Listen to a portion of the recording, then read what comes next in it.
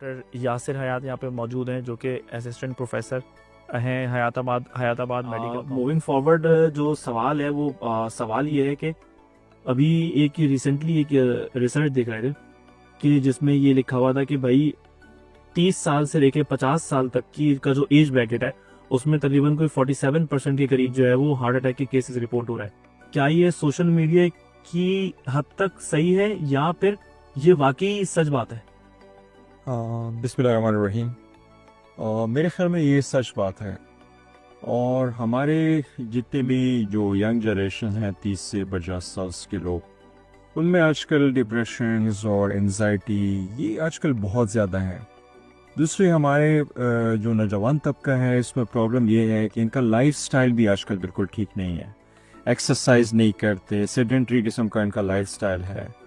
اور دوسری بات یہ ہے کہ خوراک یہ لوگ بالکل ٹھیک نہیں کرتے ہیں. ہمارا آج کل بہت زیادہ جو ہے وہ زور جو ہے فاسٹ فوڈس پہ ہے، اور اس میں ہمیں پتہ ہے کہ فیٹس بہت زیادہ ہوتے ہیں، تو اس کی وجہ سے دل کی بیماریاں بہت زیادہ ہو جاتی ہیں. اور میں کہتا ہوں کہ بہت ساری وجہ ہوں گی، لیکن ڈپریشن، ٹینشن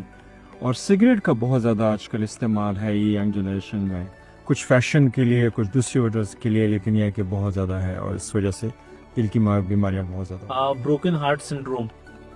سنڈروم کے اوپر ذرا تھوڑا سا ہائی لائٹ کریں کہ یہ کون سا سنڈروم ہے اور یہ واقعی سنڈروم ہے؟ اچھا، یہ بڑے مزے کی بات ہے. لوگ ویسے کہتے ہیں کہ ٹوٹا ہوا دل جو ہے وہ جڑتا نہیں ہے،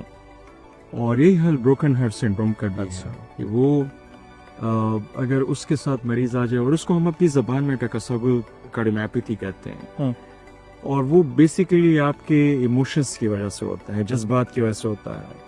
اور سب سے بڑا فیکٹر اس میں جو ہے ٹینشنز اور غم کا ہے. تو اگر کسی کو بہت زیادہ ٹینشن ہے، غم ہے، ان لوگوں کو بہت زیادہ ہوتا ہے یہ بروکن ہارٹ سنڈروم. لیکن یہ بروکن ہارٹ سنڈروم باقی جو ٹوٹے ہوئے دل ہیں ان سے اس طرح مختلف ہے کہ اگر یہ کچھ دن ہسپتال میں گزار لیں، ان کا پراپرلی ٹریٹمنٹ ہو جائے، تو عموماً یہ مریض ٹھیک ہو جاتے ہیں اور پھر لائف سٹائل ان کا اچھا ہو جاتا ہے. لیکن یہ کچھ دن ہاسپٹلس میں بڑے ڈیفیکلٹ گزرتے ہیں، ان میں ان کے چانسز بھی ہوتے ہیں کمپلیکیشنز کے. لیکن آخر کار اگر یہ ہاسپٹل سے نکل جائیں تو لانگ ٹرم ان کی جو ہے وہ پروگنوسس اچھی ہوتی ہے. اور یہ ایک حقیقت ہے. لوگ تو خیر ویسے اس کو بروکن ہارٹ سنڈروم، لیکن ہمارا ایک پراپرلی جو ہے اس میں آپ کے ہارمونس ہیں یہ باڈی میں پروڈیوس ہوتے ہیں، جو ایون لوگ بہت زیادہ خوش بھی ہو جائے نا، یہ لوگوں کو شاید بڑا عجیب سا لگے گا کہ خوشی میں کیسے ہو سکتا ہے، لیکن اگر بہت زیادہ خوش بھی ہو جائے نا، اس میں بھی کبھی کبھار ہی بروکن ہارٹ سنڈروم ہو جاتا ہے. لیکن اگر ٹریٹمنٹ ہو جائے تو لوگ ٹھیک بھی ہو جاتے ہیں. کیسے ریلیز کریں؟ کوئی اسٹریس ریلیز کرنے کے لیے کوئی ایسی تھراپیز ہیں؟ لائک یوگا ہوتا ہے، کچھ لوگ جم جانا شروع کر دیتا ہے کہ تاکہ جو وہ اپنا دماغ دوسری طرف ڈائیورٹ کرے. تو اس کے علاوہ بھی کوئی تھراپیز ہیں یا پھر یہ تھراپیز جو ہے وہ اوکے ہے دواؤں سے ہٹ کے؟ اچھا، ایک چیز میں اس میں ایڈ کرنا چاہوں گا. یہ جو بروکن ہارٹ سنڈروم ہے، لوگ کہتے ہیں کہ جو فیمیلز جن کی ماہواری ختم ہو جاتی ہے، مینوپاز میں آ جاتے ہیں، ان میں چانسز زیادہ ہوتا ہے کہ بروکن ہارٹ سنڈروم اگر ان کو ٹینشنز ہو جائے، انزائٹی ہو جائے، زیادہ کامن ہے اس طرح سے.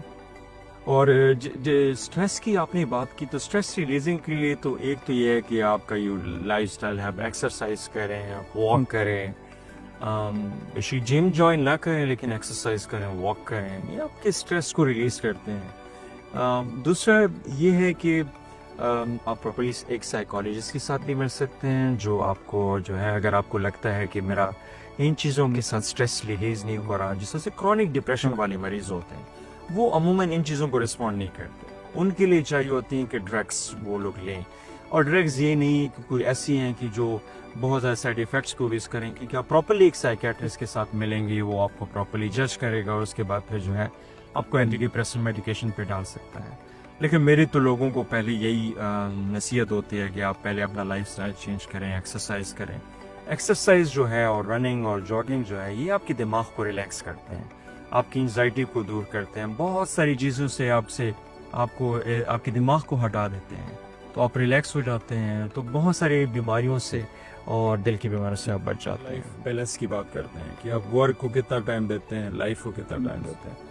ہمارے ڈاکٹروں کے ساتھ مصیبت یہ ہے کہ ہم لوگ ورک کی طرف بہت زیادہ چاہتے ہیں،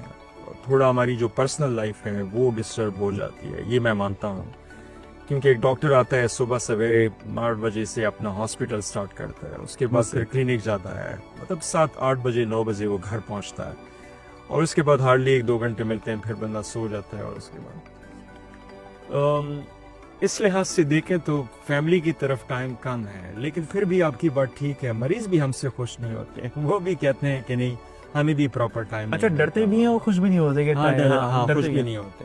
بس ان کی اپنی وجوہات ہیں، کچھ ان کے شاید شکایات ایسی ہوں کہ جو جینون ہوں، کیونکہ ہمارا ایک کام تو نہیں ہے مریضوں کو دیکھنا، یہاں پہ ایڈمنسٹریشن ہے، پھر آپ کے بارڈ راؤنڈز ہوتے ہیں، پھر لیکچرز ہوتا ہے، یہ سارا کچھ بھی آپ کرتے ہیں، مطلب صرف مریض نہیں ہے، یہ سارا کام بھی آپ کرتے ہیں، تو شاید کچھ شکایات یا کچھ ان کے گلے جینون بھی ہوں، لیکن ہماری ورک لائف جو ہے وہ ڈیفینیٹلی ڈسٹرب ہوتی ہے اس لحاظ سے۔ کیونکہ ابھی جو اپ کمنگ جنریشن ہے وہ بالکل ڈفرینٹ ہے، وہ بالکل ڈفرینٹ طریقے سے ان ساری چیزوں کو دیکھتی ہے، تو آپ کا جو آپ لوگ فالو کرتے ہیں باقاعدہ، تو آپ کی ان کو اگر ایک سجیشن ہو جو آپ دینا چاہیں تو ان کو کیا سجیشن دیں گے؟ ایک تو یہی ہے کہ اگر ورک لائف میں کچھ بیلنس رکھنا چاہ سکتے ہیں تو وہ بہت ضروری ہے، ورک لائف میں بیلنس ضروری ہے۔